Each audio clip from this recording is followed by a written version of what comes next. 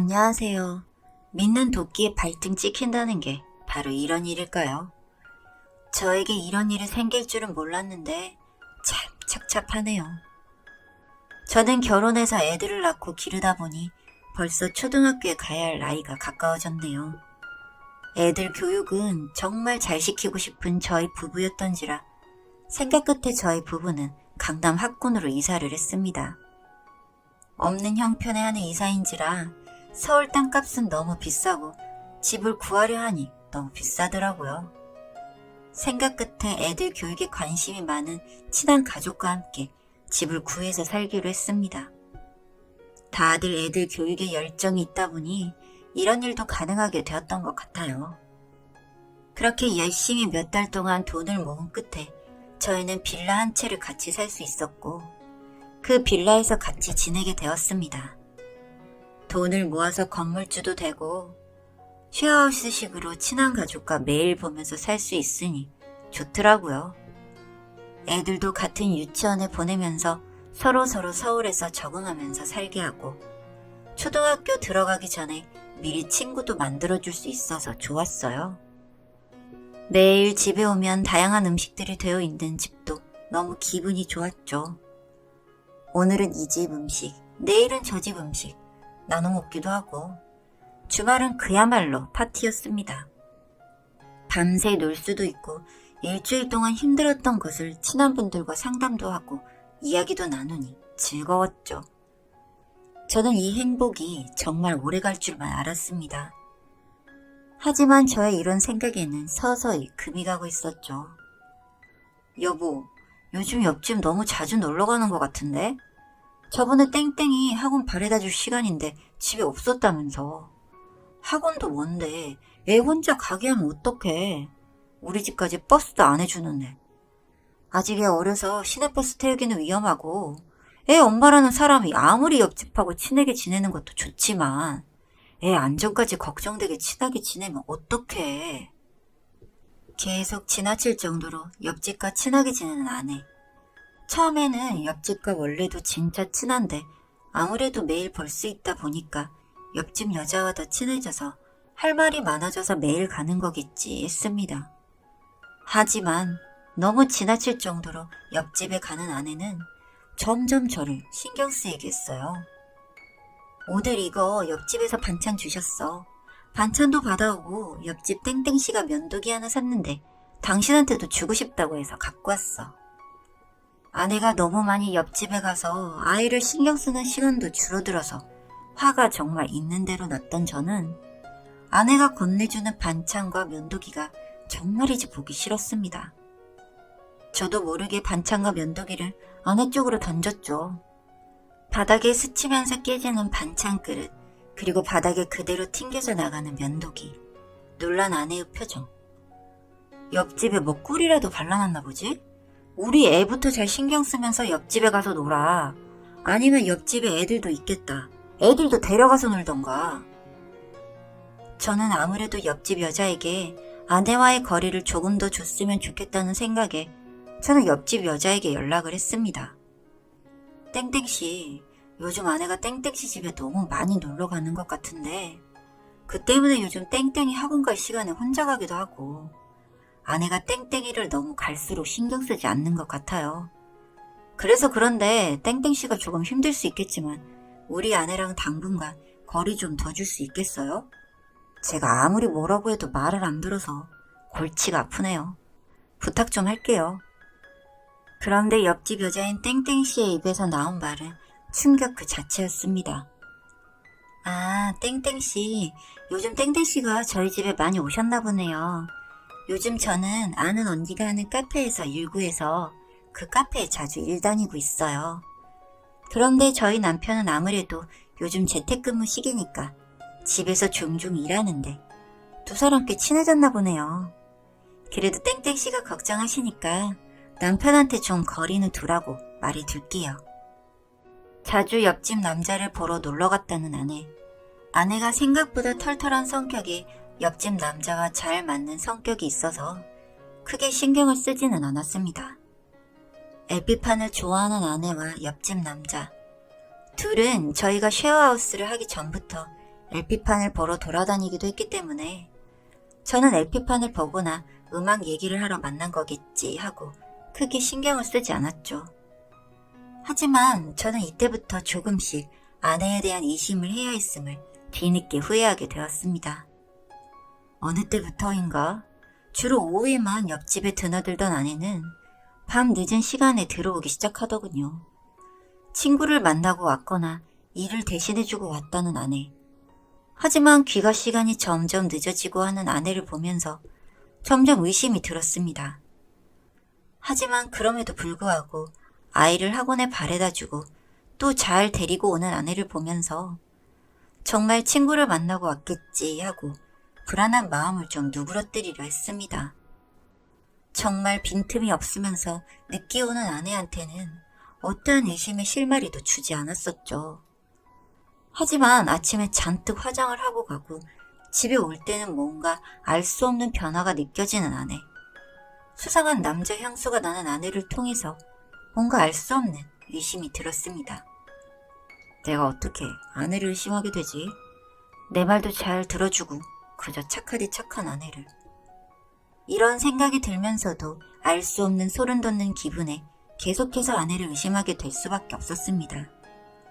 의심은 계속되는데 확실한 물증이 없으니 아내가 옆집 남자와 수상한 사이라고 딱 잡아서 확신할 수도 없었죠.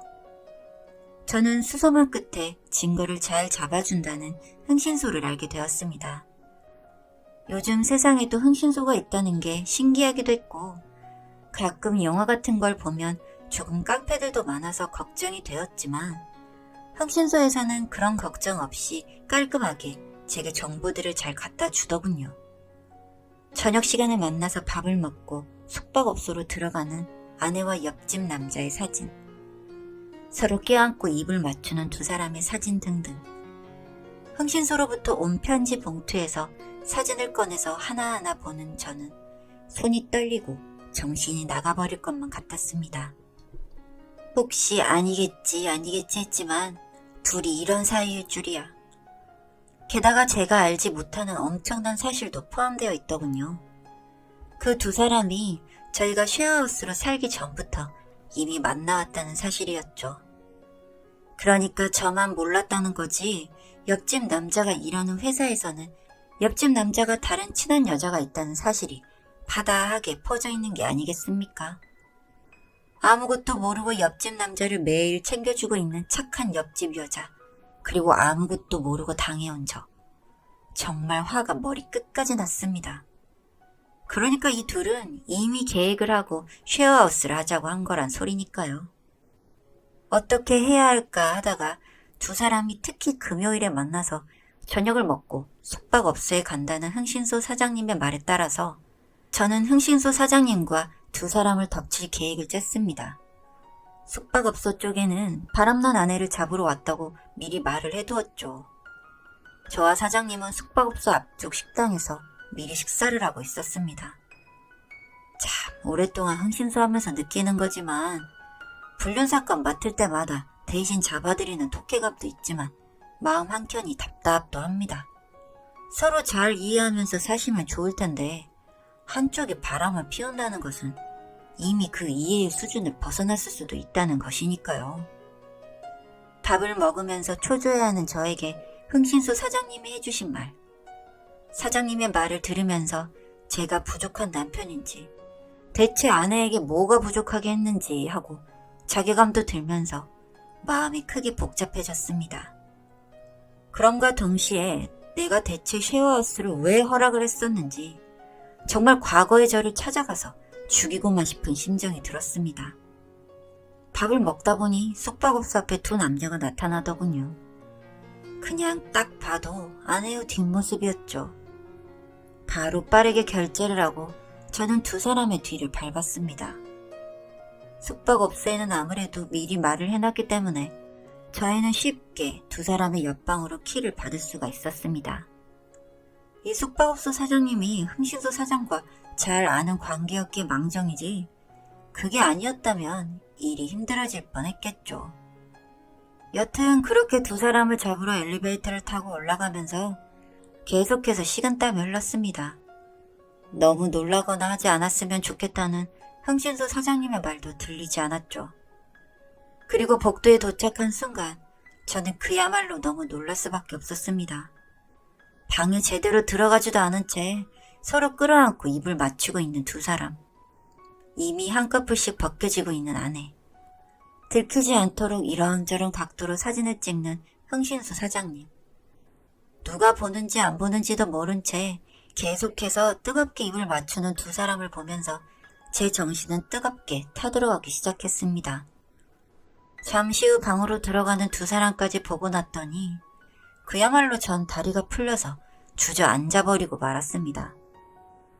그래도 정말 제 친형처럼 위로해준 흥신소 사장님 덕분에 정신을 다잡고 그들을 다시 볼 마음의 준비를 할 수 있었습니다. 얼마나 급했던 건지 두 사람이 들어간 방의 문을 따고 들어갔는데 두 사람은 서로 계속 사랑을 나누기에 급급하더군요. 몰래 두 사람의 사진을 찍으면서 두 사람에게 접근했습니다. 두 사람 지금 뭐 하는 거야? 사랑을 나누다가 너무 놀래서 그대로 침대 밑으로 굴러떨어져 나동그라진 두 사람을 보니 참 어이가 없고 추잡스럽다고 생각했습니다. 실오라기도 걸치지 않는 두 사람의 모습을 보면서 더 정신이 나가는 듯 했지만 애써 정신을 붙잡고 두 사람에게 따지는데 눈에서는 그야말로 눈물이 하염없이 흘러내리더군요. 어떻게 두 사람이 저에게 이럴 수 있는지. 그렇게 전 그 년놈의 머리채를 잡고 밖으로 나왔습니다. 그들 역시 예상하지 못했던 건지 강하게 저항도 못한 채 저에게 끌려 나왔고 그렇게 그 숙박업소 앞은 아주 진기한 장면이 나오게 되었죠. 알몸으로 나온 남자와 여자 그리고 머리채를 잡고 씩씩대고 있는 한 남자까지 말이죠. 그래도 이 동물 같은 것들도 부끄러움이란 게 있더군요. 밖에서 알몸으로 있으면서 서로 둘을 껴안고 보호를 해주더라고요. 참 어이가 없고 꼴보기 싫어서 옆에 공사하다 남은 모래가 있길래 그 모래로 끌고 가 모래 샤워까지 해줬습니다. 아무것도 입고 있지 않으니까 가리게 급급한지 하는 대로 다 당하고 있으니 그것도 짜증나더군요. 그 모든 모습을 흥신소 사장님은 촬영을 해주셨고 전 둘이 알몸으로 움직이지도 못한 채 붙어있는 걸 그냥 두고 집으로 돌아왔습니다. 그리고 그 영상을 카카오톡으로 전송을 시작했죠. 그 남자의 아내, 그리고 아내의 친정, 또 쉐어하우스 모든 멤버들에게 말이죠. 부끄러움은 지들 몫이니 알아서 할 것이고 전 이후 이혼 준비를 시작했습니다. 중간중간 저에게 욕하며 연락을 해오긴 했지만 뭐 상관없었고요. 동네방네 소문난 그 둘은 아마도 얼굴 두고 다니기 힘들 겁니다. 그놈은 회사에서 잘렸다고 들었고 와이프였던 여자는 친정에서도 안 받아줘서 친구 집에 있다는데 뭐 앞으로도 그렇게 그지같이 살길 바라봅니다. 처음엔 가정을 깨고 싶지 않아서 그저 좋게 넘어가 보려고 했는데 이 둘이 미리 계획을 했었다는 점에서 정말 참을 수가 없었네요. 전 후회하지 않습니다. 이혼 확정을 받을 때보다 그 두 년놈들을 모래샤워 시킬 때가 가장 즐거웠던 것 같네요. 여기까지 바보처럼 사람 믿었다가 뒤통수 맞은 놈의 이야기 들어주시느라 고생하셨습니다.